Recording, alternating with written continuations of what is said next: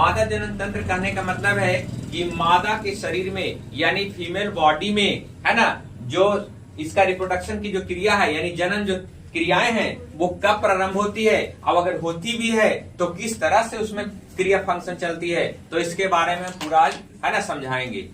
समझ में आएगा, है ना? लाइक कीजिएगा, सब्सक्राइब कीजिएगा और बेल आइकन को दबाइएगा, ठीक है।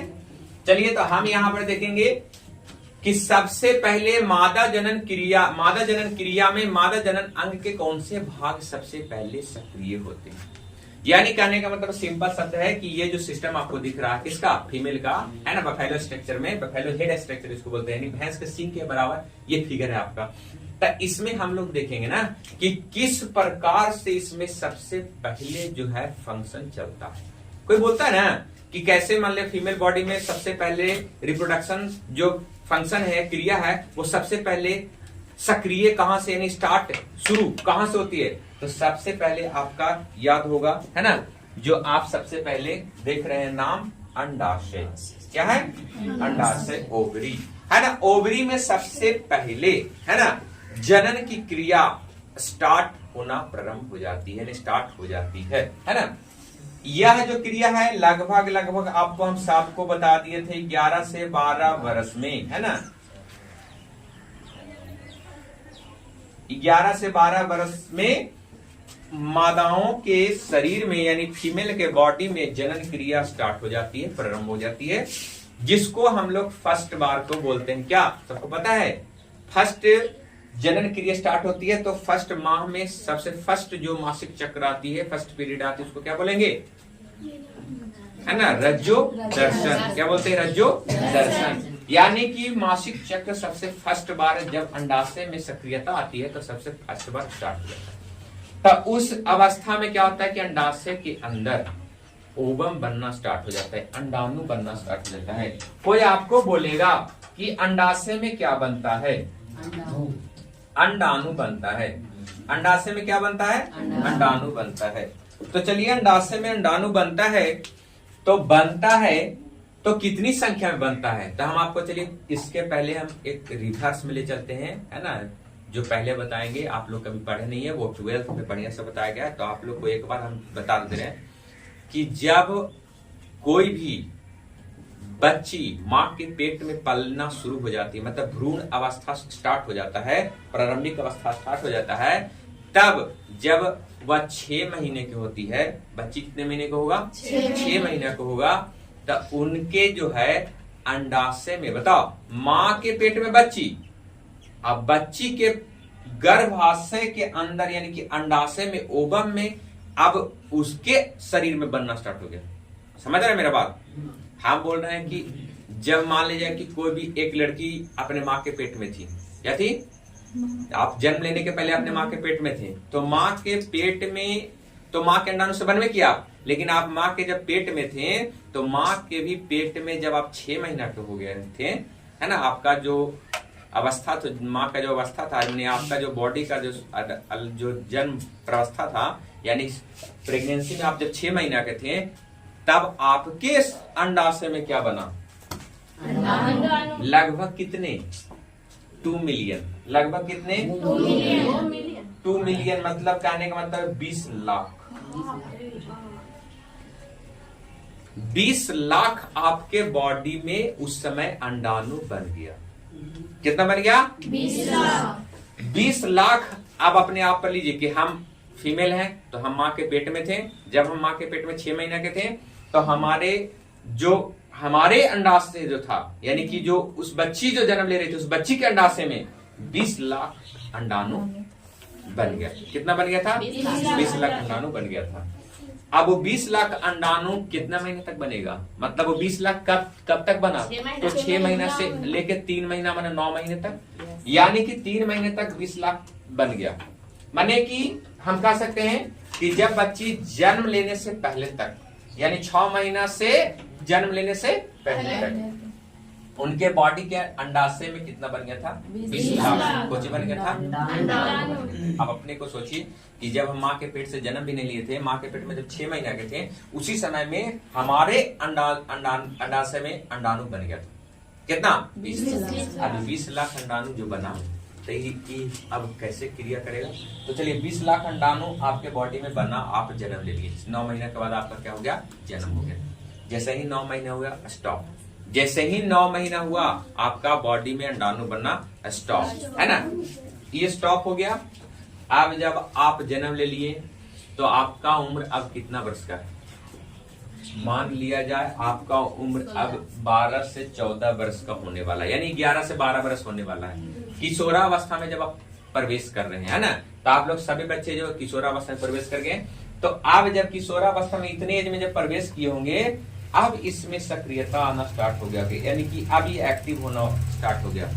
अब जो है आप ही को बोलते हैं द्वितीयक लैंगिक लक्षण बोलते हैं, यानी द्वितीयक लैंगिक लक्षण यानी 11 से 12 वर्षों की उम्र में जो है ना पुरुष मतलब अपने पुरुष अवस्था को दिखलाता है, तो द्वितीय लैंगिक गुण में लक्षण में दिखता है। कोई स्त्री है तो स्त्री का गुण कब आएगा? द्वितीय लैंगिक लक्षण गुण आएगा। यानी कि इतने बरस में अगर आपके बॉडी में स्त्री है तो स्त्री का नेचर नहीं आया, फंक्शन नहीं चालू हुआ, है ना, यानी कि स्त्री है, मासिक चक्र इतने एज में स्टार्ट नहीं हुआ। मान लीजिए कि आपको हम बोले 15 वर्ष तक भी वेट कीजिए, 14 वर्ष तक, मान लीजिए किसी स्त्री या लड़की कोई है जो 14 वर्ष तक भी जाता है, जिसका पीरियड 14 वर्ष में शुरू होता है, किसी का 11 वर्ष में शुरू हो जाता है ना, बालिकाओं में। तो आप देखिए, कहने का मतलब है जब ये स्टार्ट नहीं हुआ तो आपके शरीर में द्वितीय लैंगिक लक्षण प्रकट नहीं हुआ। कहने का मतलब अभी तक आप फीमेल का पूरी तरह से अवस्था में नहीं आए हैं। अभी आपको न मेल बोल सकता है न फीमेल बोल सकता है, यानी बोल सकते हैं एक तरह से जो पूरी अवस्था में जो स्त्री मां नहीं बन पाती उसको बांझ बोलते हैं ना जी, कि बांझ होगी। सिर्फ और सिर्फ उसमें क्या नहीं बना? अंडाणु। तो किसी में अंडाणु भी बनता है लेकिन वो फर्टिलाइज नहीं कर पाता तो वो बांझ हो जाती है। अब किसी में ये नेचर नहीं है तो समझिए कि नया मादा है ना, बढ़िया से। तो कहने का मतलब है कि इतना बरस के एज में आपके बॉडी में अंडाशय में क्या बनना स्टार्ट हो गया? अंडाणु जब बनना स्टार्ट हो गया तब 20 लाख जो अंडाणु था, 20 लाख क्या था? अंडाणु जो था, ये जो है आपके बॉडी में इतना अवस्था में सक्रिय होगा। इतने अवस्था में जब सक्रिय होगा तो आप जब कितना वर्ष के हो गए होंगे? 12 तब आपके बॉडी में 20 लाख से कम गया। कितना कम गया? 20 लाख से कम गया। आपके बॉडी में सिर्फ बच गया 80,000।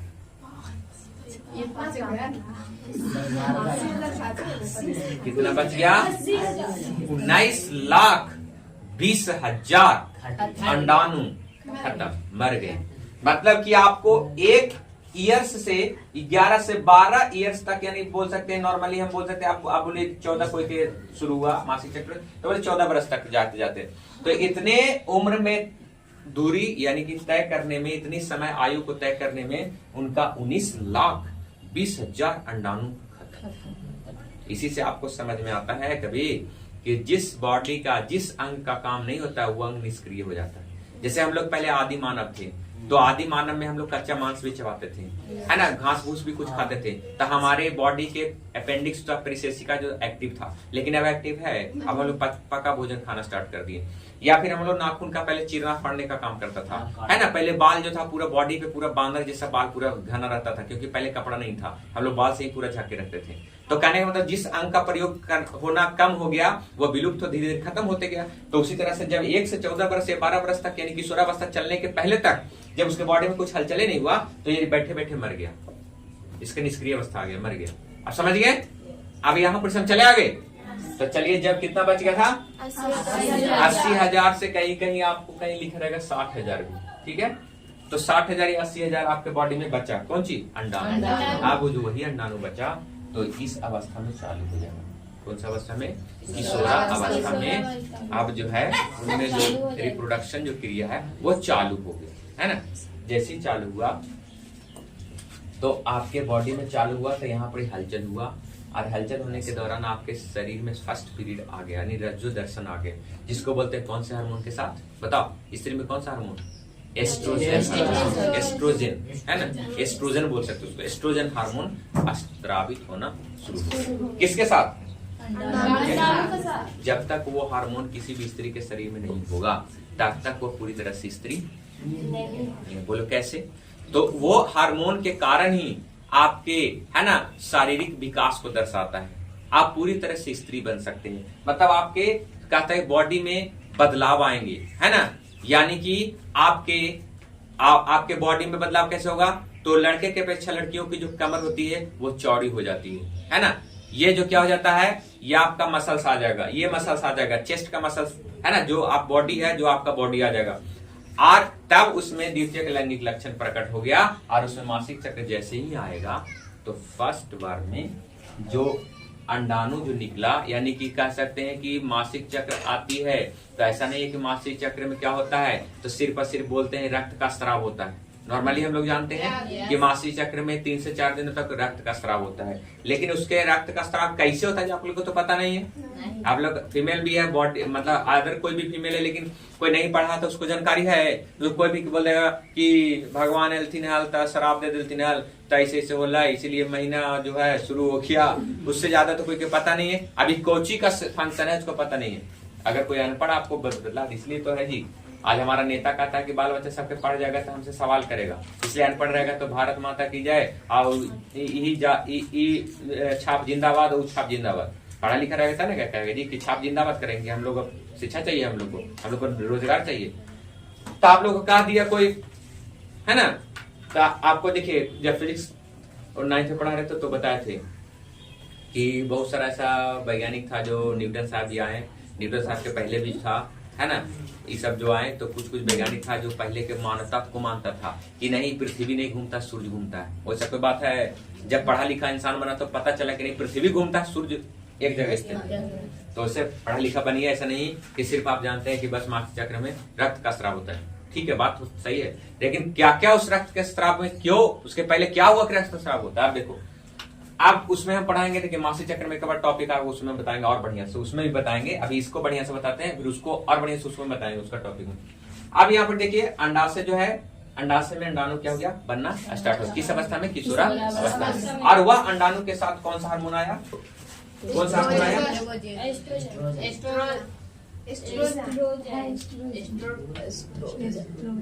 अब तुम लोग भागते मत रहो गलती। अब देखो एस्ट्रोजन क्या आया, एस्ट्रोजन। एस्ट्रोजन हार्मोन जो है अंडाणु के साथ बाहर निकलना स्टार्ट हो गया। अब जो है उस बच्ची में, बालिका में अब शारीरिक परिवर्तन जबरदस्त होगा। उसके लिए उसको खान पान जरूरी है। जिस दिन से आप समझिए घर में, आपके घर में कोई बालिका है, बहन है ना, कोई भी है, अगर उसके शरीर में यह अगर किशोरावस्था के दौरान यह अगर अवस्था आ गया तो उसको खाने पीने पर बहुत बेहतरीन से ध्यान दिलाइए, ताकि अगर वो 18 से 19 बरस तक खाना खा के पूरा परिपक्व नहीं होगा तब माँ बनने के लिए वो उत्तरदायी नहीं होगी, है ना, उसमें कुछ दिक्कत भी आ सकती है। इसीलिए इस एज से इस एज तक आने के लिए अगर ये अवस्था चल रही है ना, मासिक चक्र जो चल रही है, तो उसमें उनको खाने पीने की व्यवस्था एकदम ढंग से होना चाहिए, टाइमिंग खाना तो होना चाहिए। ऐसा नहीं कि दिन भर में एक बार खाएं चलो हो गई, तो चला हो गए, चला हो गए तो हो गए, तो शरीर वो फिर उल्टा गिनती शुरू कर देगा, आपको भी दिक्कत आना स्टार्ट हो जाएगा। तो बोले कि देखिए ना ऐसे हो रहा है, ऐसे हो रहा है, कितने डॉक्टर से दिखवाएं तो इसमें तो वो समस्या आपके बॉडी आपका सब देखिए, यही डॉक्टर है, पूरा बॉडी आपका डॉक्टर है। आप चाहिएगा तो ठीक भी कर सकते हैं, आप चाहिएगा तो इसको बिगाड़ सकते हैं। इसलिए आप अपने बॉडी को जानिए। चलिए, तो यहां से स्टार्ट हो गया, क्या हो गया, यहां से जनन क्रिया स्टार्ट हो गया। जैसे ही जनन क्रिया स्टार्ट हुआ तो सबसे पहले ये क्या हुआ कि अंडोत्सर्ग, मासिक चक्र स्टार्ट हुआ तो ये अंडाणु बनना स्टार्ट हो गया, और इनकी परतें जो क्या हुआ, टूटना स्टार्ट हो गया। इसीलिए क्या होता है कि ब्लड वो खराब नहीं होता, ब्लड हमारा बॉडी का वही ब्लड है जो यहाँ से कटता है, वही ब्लड निकलता है यहाँ से भी, बशर्ते यह गर्भाशय के अंतर्भित्ति से निकलता है ना, इसलिए इसको अंतर्भित्ति के साथ आता है तो वो ब्लड गंदा दिखता है, तो गंदा हो गया वो ब्लड, गंदा नहीं, वो वास्तव में सही ब्लड था। आप देखिए इधर, तो चलिए इसको मासिक चक्र में ढंग से बताते हैं, बार बार हम इस पे चलाते हैं। यहाँ चलेंगे हम, अंडाशय है, अंडाशय में हलचल हुआ, क्या बना, अंडाणु। कौन सा हार्मोन आया, एस्ट्रोजन। अब ये अंडाणु के साथ बाहर निकलेगा। जैसे ही बाहर निकला, ये है एक नाम, देखिए इसका नाम नहीं लिखे, इसका नाम है अंगुलीनुमा रचना, इसको बोलते हैं फिम्ब्री। क्या बोलते हैं, फिम्ब्री। ये जो फिम्ब्री संरचना है क्या है, अंगुलीनुमा, अंगुलीनुमा रचना है, अंगुली की तरह से कैच करके है।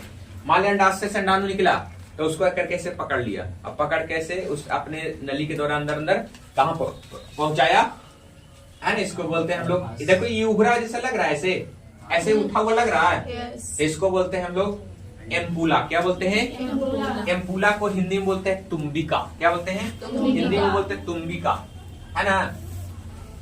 ये आपको 12th में देखिए, 12th में आपको बहुत डिटेल पढ़ना है, आप बहुत डिटेल बताएंगे, अभी बता देंगे तो आप लोग बता जाइएगा, भले कुछ कुछ है खाली ऐसे बोला, ऐसे बोले तो ना। तो ये सब आप चीजें आप लोग को नहीं बताना, ज्यादा बताएंगे दिमाग आपको फिर साल भर के बाद विकसित हो जाएगा। इसलिए 11th पढ़ते पढ़ते आपको जब 12th में जाएगा और विकसित और सोचने की, समझने की, जानने की रुचि बढ़ जाएगा, तब आप पढ़िएगा। अभी बताएंगे छोटा बच्चों का ज्यादा ज्ञान दीजिएगा तो कहेगा बड़ी ऊपरे पार बड़ी माथा कर रहा, इतना बताओ ना। तो उसको उतने तक बताइए जितना तक उसका अभी समझ है, सोचने की शक्ति है। तो ये हो गया आपका तुम्बिका।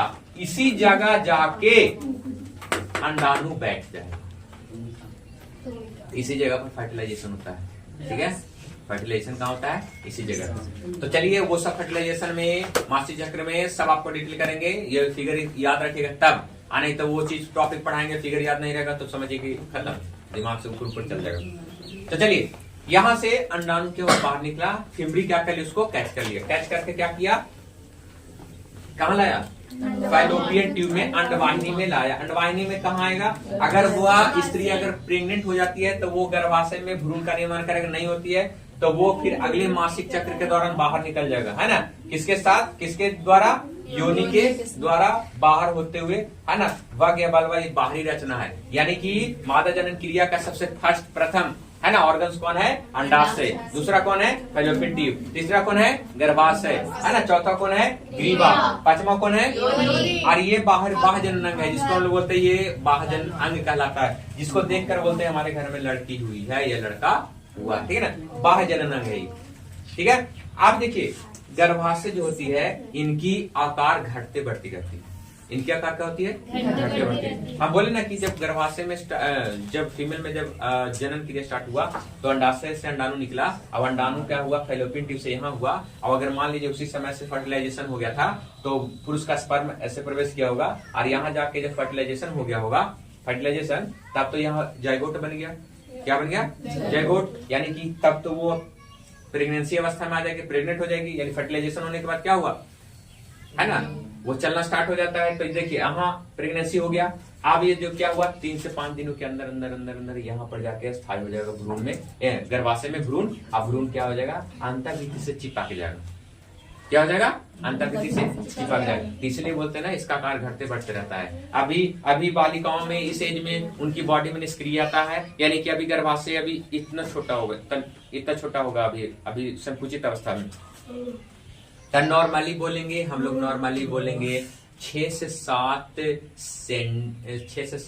सेंटीमीटर, है ना, सेंटीमीटर, 6 से 7 सेंटीमीटर। लेकिन यही जब गर्भावस्था में आ जाती है, जब वो माँ बनती है, प्रेग्नेंट हो जाती है, तो 9 महीने तक जाते जाते देखिए कितना आ जाएगा, 19 से 20 यानी 18 से 20 सेंटीमीटर के बराबर हो जाता है, 18 से 20 सेंटीमीटर के बराबर हो जाता है। यानी कि उनकी जो गर्भावस्था में बच्चे हैं, जो इस अवस्था में पहले रहे, तो जब बच्चे बन जाती है तो इस अवस्था में आ जाती है, तो बोलते हैं कि उसका आकार बढ़ गया, है नहीं, इसलिए इसको बोलते हैं यूट्रस।